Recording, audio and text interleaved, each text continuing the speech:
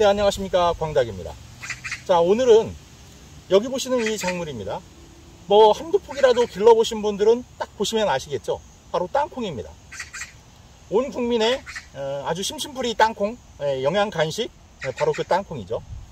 이 땅콩을 오늘 설명드릴 텐데, 오늘 설명의 내용을 들으신 분과 그렇지 않으신 분들의 수확량은 뭐 하늘과 땅 차이다 라고 자신 있게 말씀드릴 정도로 이 땅콩의 수확량에 아주 결정적인 역할을 하는 내용들이 오늘 포함될 것 같습니다. 그렇게 수확량의 차이가 날 수 있는 이유는 바로 이 땅콩이 갖고 있는 중요한 습성 때문이에요. 그런 습성들을 오늘 말씀을 드리고, 그 습성들에 맞게끔 어떤 조치를 하면 수확량이 늘어날 수 있는지, 이런 것들을 한번 꼼꼼히 짚어보도록 하겠습니다. 자, 그럼 시작하겠습니다.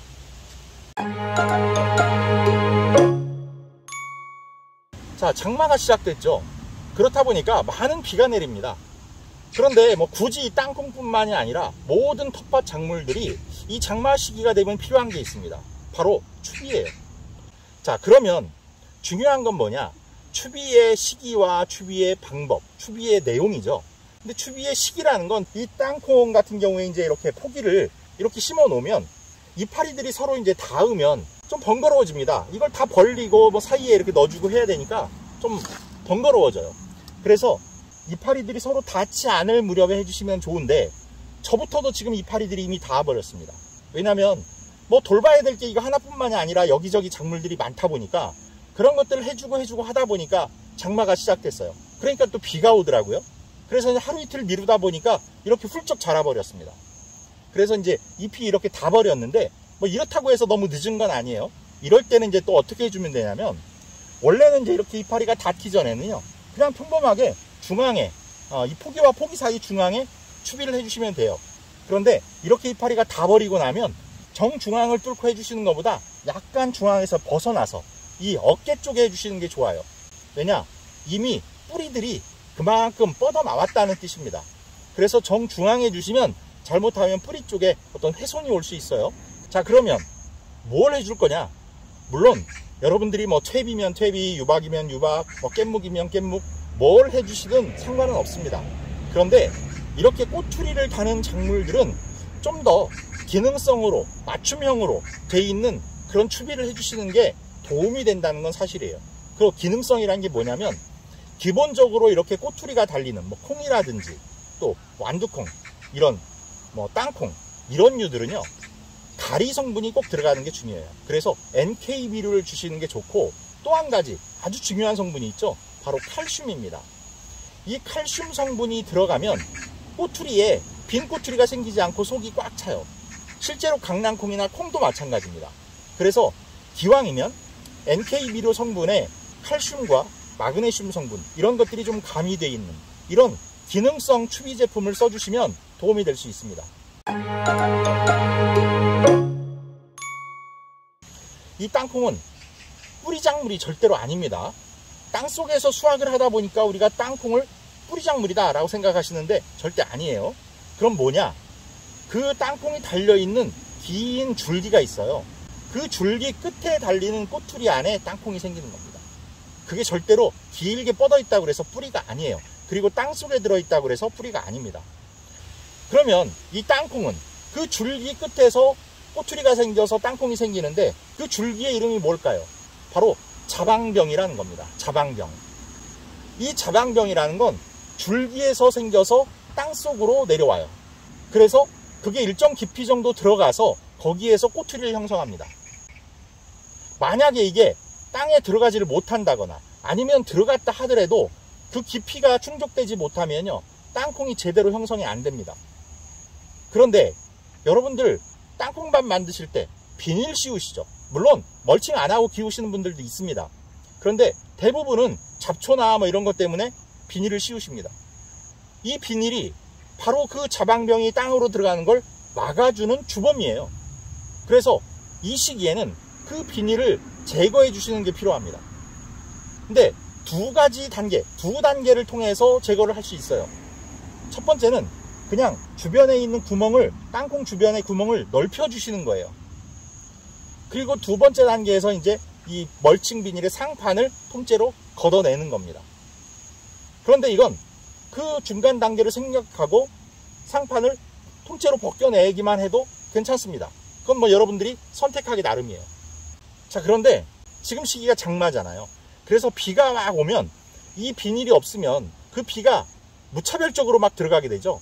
그래서 비닐을 사방으로 좀 넓게 일단 뚫어 주시고 어느 때가 되면 전체를 걷어내시는 게 필요합니다. 어쨌든 뭐 1단계를 거쳐서 2단계로 가든 아니면 1단계 생략하고 2단계를 하시든 그건 뭐 여러분들의 선택이고 어쨌든 이 비닐은 제거해 주시는 게 맞다. 이렇게 말씀을 좀 드리겠습니다. 우리가 땅콩을 수확할 때 보면 땅콩을 이렇게 땅에서 뿌리를 뽑아보면 분명히 난 비닐도 다 걷어냈는데 자방병들이 땅으로 들어가지 못한 것들이 꽤 있어요. 그것도 아주 굉장히 많습니다. 그게 왜 그럴까요? 바로 자방병의 길이가 땅에 닿을 만큼 충분하지 못했기 때문이에요. 자방병의 길이는 보통 15cm 정도입니다. 그러면 한 뼘이 안 되는 거예요. 그렇다 보니까 그 한 뼘보다 더 높은 위치에서 자방병이 생겼다. 그러면 이게 밑으로 내려와도 땅에 닿지를 못하는 겁니다. 그리고 설령 땅에 닿았다 하더라도요. 어느 일정 정도 깊이까지 들어가야 땅콩의 꼬투리가 형성이 돼요. 그런데 겨우겨우 땅에 닿을 정도만 됐다. 그러면 땅콩이 안 생기는 겁니다. 그만큼 그 수많은 자방병들이 열매를 달았다고 가정해보면요. 여러분들의 수확량이 몇 배가 늘어날 수 있어요. 실제로 땅에 들어가는 자방병의 개수가 그렇게 많지 않습니다.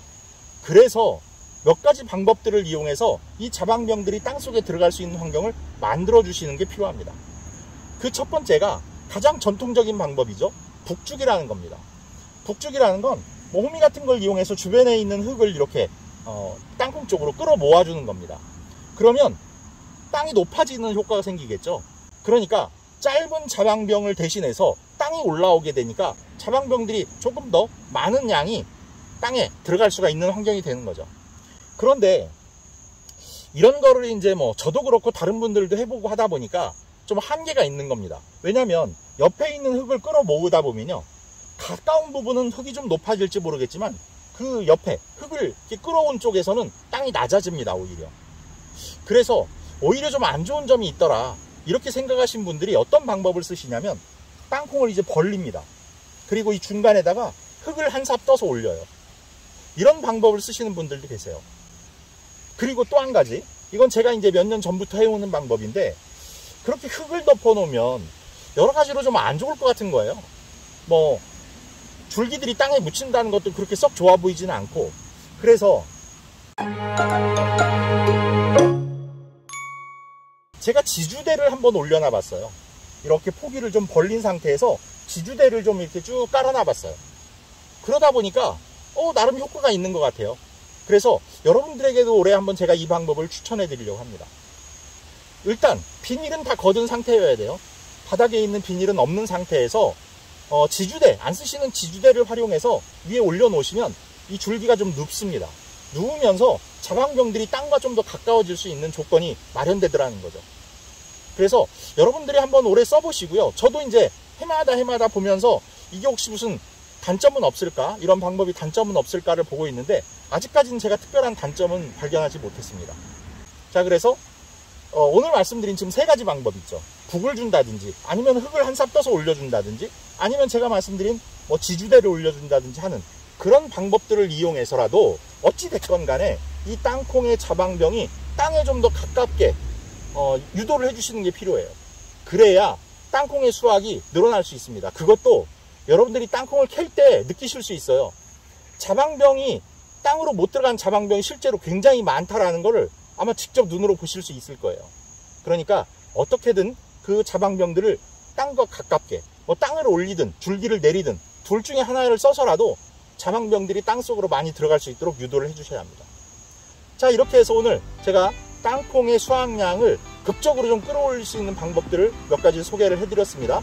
춥이 기본적이라고 무시할 수 있지만 그런 기능성 비료가 좀 필요하다, 이런 말씀 드렸고, 그 다음 이 비닐이 수확량을 감소시키는 첫 번째 원인이니까 그거부터 제거해 주셔야 된다는 점 말씀드렸고, 마지막으로 세 번째, 땅을 올리든 줄기를 내리든 자방병이 땅속으로 들어갈 수 있는 거리를 좀 잘 만들어 주시는 게 수확량을 완전히 극적으로 올려주실 수 있는 좋은 방법이다, 이렇게 이해하시면 되겠습니다. 자, 오늘 말씀드린 방법으로 장마 잘 넘기시고 가을에 또 풍성한 이 땅콩 수확하실 수 있기를 응원하겠습니다. 자, 구독, 좋아요, 알림 설정 부탁드리면서 인사드리겠습니다. 감사합니다.